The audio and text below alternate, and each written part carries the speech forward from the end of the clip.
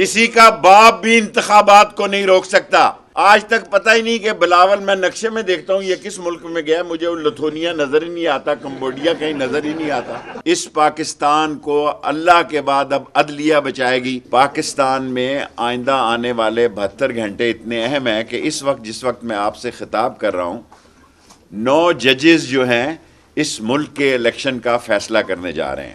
دیکھیں ہم نے وہ فیصلہ کرنا ہے جو عمران خان کا فیصلہ ہے. عمران خان صاحب نے کل مجھے حکم دیا, آج بھی مجھے حکم دیا کہ میں عامر کیانی صاحب کے ساتھ مل کے اپنے ایم پی اور ایم این ایز کے ساتھ کل کا پروگرام اناؤنس کروں. جو لوٹ رہے ہیں, جو ڈاکو ہیں, جو کہہ رہے ہیں کہ ہم اپنی گاڑیوں کو چھوٹا کرنے لگے ہیں, جو ایک سازش کے تحت رات کے اندھیرے میں اس ملک میں مسلط کیے گئے, غریب کا تباہ و برباد ہو گیا, قحط آ گیا, غریب کے لیے مہنگائی قیامت بن گئی. اور اس عمران خان نے اس مہنگائی اور اس چور بازاری کے خلاف اعلان جنگ کیا ہے. پنڈی سارا اس میں شامل ہے.